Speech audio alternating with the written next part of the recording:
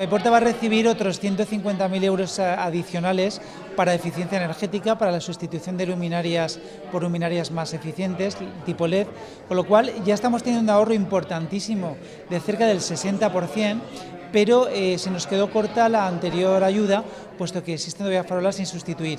Con esto lo que pretendemos es aumentar el ahorro y, por tanto, liberar recursos para dedicarlos a otras cosas. Yo creo que es un plan que ha tenido mucho éxito en general y, concretamente, en la ciudad de Paiporta el ahorro es considerable y yo creo que es un ejemplo a seguir.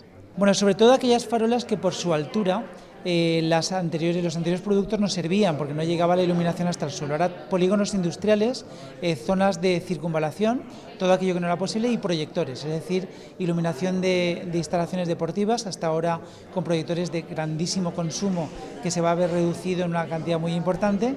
Tendremos la misma luz con menos consumo, con menos emisión de CO2 y, por lo tanto, con mayor eficacia, que es lo que tenemos que hacer los alcaldes y, en general, los responsables públicos. Daremos una vuelta más a lo que es la eficiencia energética, que en Paiporta nos lo tomamos muy en serio, porque primero es el ahorro, pero es que además es la colaboración al cambio climático, a que no se produzca cambio climático, a las emisiones de CO2, y en general es bueno para la sociedad. Yo creo que los responsables políticos tenemos que procurar el ahorro, pero también procurar el bienestar de las personas, y en este caso se cumple ese doble efecto. En el caso de Paiporta, sin dudarlo, vamos a destinarlo a partidas de bienestar social. Bienestar social tenemos una partida importante, pero incluso se queda corta para la necesidad que hay. Todo lo que podamos liberar de gasto de energía eléctrica lo vamos a dedicar a ayudar a las personas.